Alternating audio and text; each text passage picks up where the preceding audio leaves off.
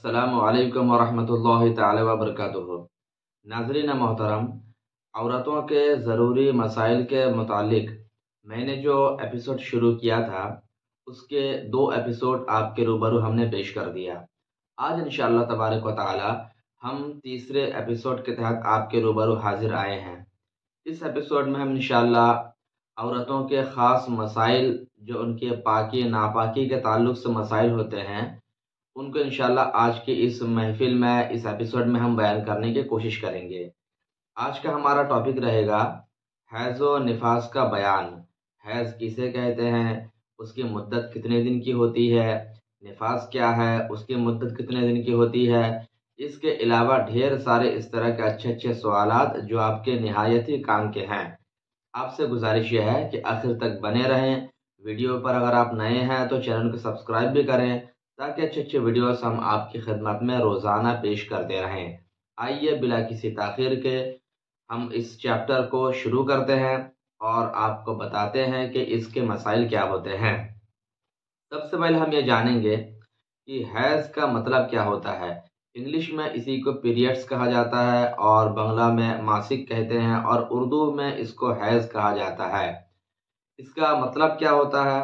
उलमा ने इसकी तारीफ़ ये लिखी है। फ़िक़्ह की मशहूर मारूफ़ किताब बहार शरीयत का अगर आप मुताला करें तो इसकी तारीफ़ ये लिखी है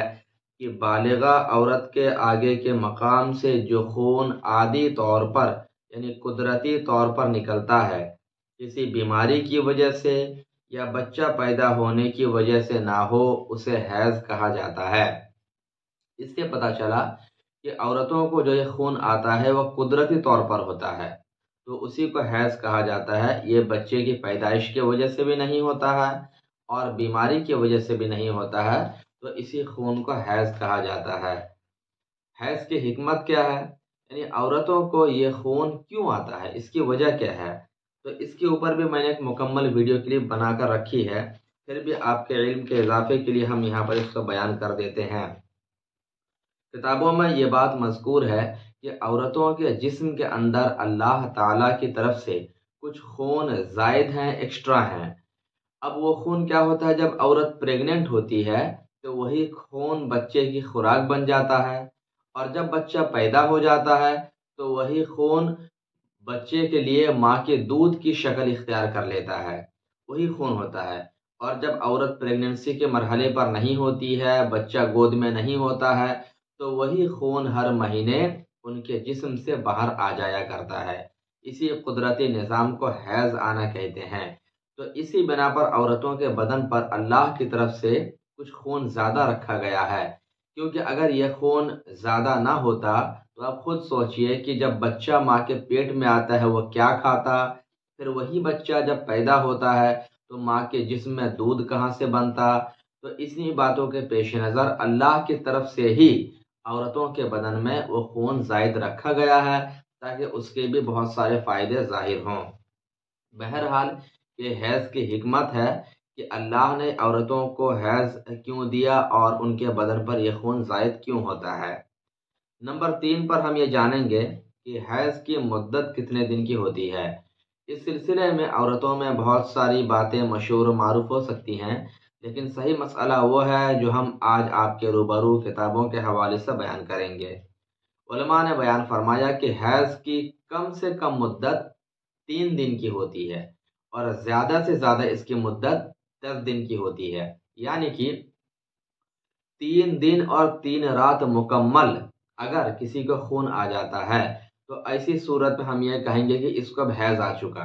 मिसाल के तौर पर किसी को 2 दिन खून आया फिर आया ही नहीं, तो अब यह कहा जाएगा कि यह हैज़ नहीं बल्कि यह बीमारी वाला खून है। और अगर किसी को 3 दिन 3 रात मुकम्मल यानी 72 घंटे खून आ जाते हैं तो अब ऐसी सूरत में उसके ऊपर शरीयत हैज़ होने का हुक्म लगाती है। अब 72 घंटे का मतलब ये नहीं है कि मुकम्मल 3 दिन और 3 रात कंटिन्यू खून आता ही रहे, बल्कि कम बेशी कभी आया कभी बंद, कभी आया कभी बंद, इस तरह करके 72 घंटा उसने कवर कर लिया। तो ऐसी सूरत में अब यह कहा जाएगा कि वो खून हैज़ का है।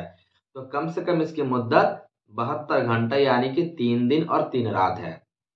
तो इससे पता चला कि अगर किसी को 1 दिन या 2 दिन आकर बंद हो जाए और आए ही ना,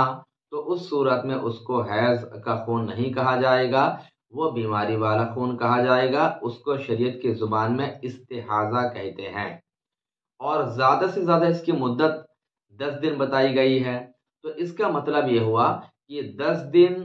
اگر کسی کو اوور خون آئے، کسی کو 12 دن یا 14 دن آ رہا ہے، تو ایسی صورت میں ہماری شریعت یہ بتاتی ہے کہ 10 دن تک حیض کا خون مانا جائے گا، اور انہی 10 دنوں تک عورت نماز نہیں پڑھے گی، قرآن نہیں پڑھے گی۔ لیکن 10 دن پورا ہونے کے بعد جو خون اس کا زائد آیا ہے، اس خون کو شریعت بیماری والا خون کہے گی۔ تو ان دنوں میں اس کے اوپر نماز معاف نہیں، روزہ معاف نہیں، ان دنوں میں اس کو نماز اور روزہ سب کچھ کرنا پڑے گا۔ تو ہم نے یہ جانا کہ کم سے کم اس کی مدت 3 دن ہے، اور زیادہ سے زیادہ اس کی مدت 10 دن ہے۔ یہی اس کی مدت کا حکم ہے۔ حیض کا رنگ، 4 نمبر پر ہمیں جانیں گے حیض کا رنگ کتنے ہوتے ہیں۔ تو اس کے تعلق سے کتابوں میں مذکور ہے کہ حیض کے 6 رنگ ہوتے ہیں۔ کوئی یہ نہ سمجھے کہ یہ تو ریڈ کلر کا نہیں آیا ہے تو پتہ نہیں حیض ہے کہ نہیں ہے، تو ایسا کچھ بھی نہیں ہے۔ تو لوگوں میں ہو سکتا ہے اس تعلق سے بہت سارے غلط فہمیاں بھی ہو۔ تو آپ یہ جان لیں کہ حیض کے 6 طرح کے کلر ہوتے ہیں۔ کبھی یہ کالے کلر کا ہوتا ہے، بلیک، کبھی یہ ریڈ کلر کا ہوتا ہے، کبھی یہ گرین کلر کا ہوتا ہے، کبھی یہ زرد ہوتا ہے یعنی یلو کلر کا، اور کبھی یہ گدلا ہوتا ہے، اور کبھی مٹیالہ ہوتا ہے۔ گدلا اور مٹیالہ دونوں ہم کہہ سکتے ہیں کہ مٹی کے کلر کا۔ تو یہ کلر کی چینجنگ جو ہوتی ہے نا، یہ کھانے پینے کے تبدیلی کے اعتبار سے ہوتی ہے۔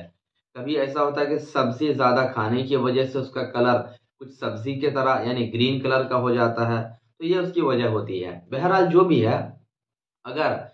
پیریڈز کے دن ابھی موجود ہیں اور ان دنوں میں ان 6 رنگ میں سے کوئی بھی ایک رنگ اگر عورت دیکھ رہی ہے، تو اس صورت میں اس کو حیض کا خون ہی مانا جائے گا، اور عورت ان دنوں میں حائضہ اور ناپاک قرار دی جائے گی۔ تو ہم نے یہ جانا کہ حیض کے 6 رنگ ہیں، ان 6 رنگ میں سے کوئی بھی ایک رنگ اگر عورت دیکھ لے تو ناپاک قرار دی جائے گی۔ اس کے بعد ہم یہ جانیں گے، اگلا سوال ہے کہ حیض آنے کی کم سے کم عمر کیا ہوتی ہے، اور اس کی ہائیسٹ لمٹ کب تک ہوتی ہے۔ تو ہم کتابوں کے مطالعے سے یہ بات ہمیں معلوم ہوتی ہے کہ حیض آنے کی کم سے کم مدت ہمارے علماء نے 9 سال لکھا ہے۔ یعنی 9 سال کے بعد اگر کسی لڑکی کو یہ خون آتا ہے تو شرعی طور پر اب وہ حائضہ قرار دی جائے گی، اب اس کے لیے نماز اور روزے کے مسائل بدل جائیں گے۔ لیکن اگر کسی بچی کو 9 سال سے پہلے ہی خون آنا شروع ہو جاتا ہے، مثال کے طور پر کسی کو 8 سال میں آ گیا، 8.5 سال میں آ گیا، تو ایسی صورت میں وہ خون حیض کا نہیں ہوگا،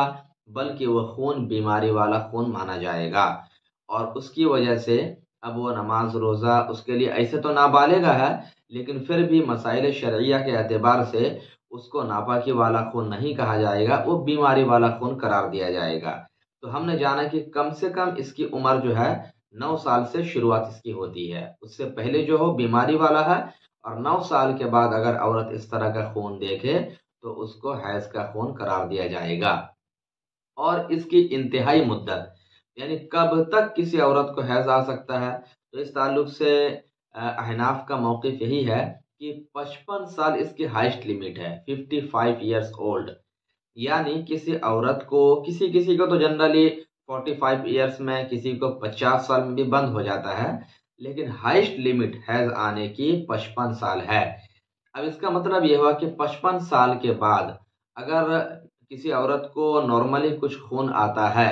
تو ہمارے علماء نے فرمایا کہ اب وہ حیض کا خون نہیں ہے، وہ بیماری والا خون قرار دیا جائے گا۔ اس کی وجہ سے اب وہ نماز بھی پڑھ سکتی ہے اور روزہ بھی رکھ سکتی ہے، کیونکہ اس کی ہائیسٹ لمٹ آنے کی آخری عمر جو ہے 55 سال بتائی گئی ہے۔ اس اعتبار سے اس کے بعد جو بھی آئے بیماری کا خون قرار دیا جائے گا۔ لیکن ایک چیز یاد رکھیں، یہاں پر ہمارے علماء نے ایک بات اور بتائی ہے کہ اگر 55 سال کے بعد بھی کوئی عورت ویسا ہی خون دیکھے جیسا وہ اپنے جوانی میں دیکھتی تھی، بالکل گاڑھا اور ریڈ کلر کا، وہی اس کی کنڈیشن، وہی کیفیت ہے، تو ہمارے بعض علماء نے یہ بھی فرمایا کہ اس صورت میں اب اس کو حیض کا خون قرار دیا جائے گا۔ لیکن اگر ویسا نہیں ہے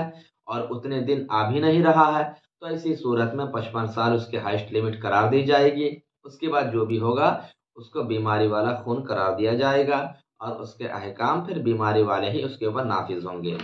تو ہم نے یہاں پر یہ جانا کہ حیض آنے کی کم سے کم عمر 9 سال ہے اور زیادہ سے زیادہ اس کی عمر 55 سال ہے۔ ایک مسئلہ اور ہمارے سامنے ہے کہ اگر کسی عورت کو 7 دن خون آیا، پھر آنے کے بعد چونکہ 7 دن میں یہ حیض کا خون شمار ہو جاتا ہے، 3 دن ہے کم سے کم اور زیادہ سے زیادہ 10 دن ہے، تو 7 دن آیا تو اب یہ حائضہ ہو گئی۔ پھر 7 دن کے بعد یہ پاک ہو کر نہانا دھونا اس نے کر لیا، پھر کیا ہوا 10 دن کے بعد پھر اس کو خون آنا شروع ہو گیا، تو اب اس خون کو کیا کہا جائے گا؟ بہت ساری عورتوں کے ساتھ یہ مسئلہ پیش آ جاتا ہے۔ تو آپ یہ جانیں کہ 2 حیض کے درمیان کم سے کم 15 دن کی گیپنگ ہونی ضروری ہے۔ یہ مسئلہ ہے، کم سے کم 15 دن کی گیپنگ ہونی ضروری ہے۔ تو اس اعتبار سے اگر کسی کو 7 دن میں حیض آ کر کمپلیٹ ہو گیا، اس نے نہانا دھونا سب کچھ کر لیا،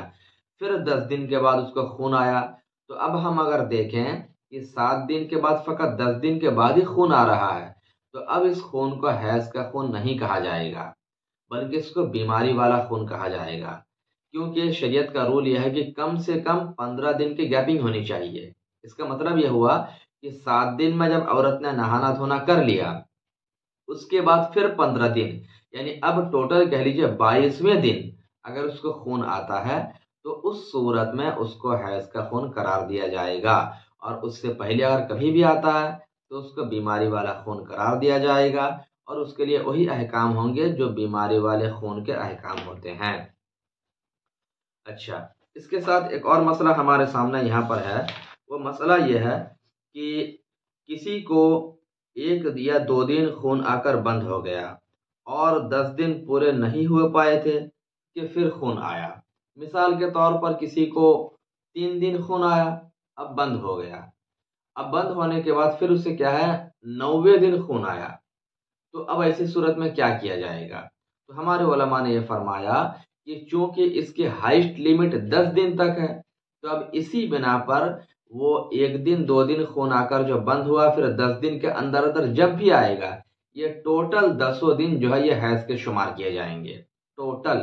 اور ان دنوں میں اس کے اوپر سے نماز ساقط ہے، روزہ جو بھی چھوٹے گا اس کی قضا بھی کرنی ہوگی۔ تو ہم نے یہاں پر یہ جانا کہ اگر بیچ میں 4-5 دن 6 دن کی گیپنگ ہو جاتی ہے، لیکن 10 دن کے اندر اندر دوبارہ کبھی بھی خون آئے گا، تو اس صورت میں اس کو حیض کا خون ہی شمار کیا جائے گا، اور یہ ٹوٹل یعنی جس دن سے خون آنا شروع ہوا اس دن سے لے کر آخری دن تک یہ پورا حیض کے دن شمار کیے جائیں گے، یہ پورے حیض کے دن شمار کیے جائیں گے۔ اچھا، اسی طریقے سے ایک مسئلہ کبھی کبھی یہ آتا ہے کہ کسی عورت کی عادت یہ ہے کہ اسے ہر مہینے 7 دن خون آتا ہے، 7 دن، اور 7 دن کے بعد وہ نہا دھو کر پاک ہو جاتی ہے، قرآن پاک اور نماز وغیرہ شروع کر دیتی ہے۔ اب کبھی ایسا ہوا کہ نیکسٹ ٹائم اس کو 8 دن یا 9 دن خون آ گیا، تو اب کیا وہ 7 دن میں پاک ہو جائے گی یا اس کو کیا کرنا ہوگا؟ تو اس تعلق سے ہمارے علماء نے یہ فرمایا کہ چونکہ اس کی ہائیسٹ لمٹ 10 دن ہوتی ہے، تو اس اعتبار سے اگر اسے ہر مہینہ 7 دن آتا ہے، لیکن اس مہینہ اس کو 8 دن یا 9 دن آ گیا، تو ہمارے علماء نے فرمایا کہ اب یہ کہا جائے گا کہ اس کی عادت بدل گئی، اس کی عادت بدل گئی، تو اب چونکہ 10 دن کے اندر اندر ہی ہے، تو اسی بنا پر اب اس کی جب عادت بدل جائے گی تو اب اس کے لیے وہ 8 دن یا 9 دن ٹوٹل حیض کے قرار دیے جائیں گے۔ ان دنوں میں وہ نماز نہیں پڑھ سکتی، قرآن نہیں پڑھ سکتی، وہ حائضہ ہی شمار کی جائے گی۔ ہاں، اگر یہ چیز جو ہے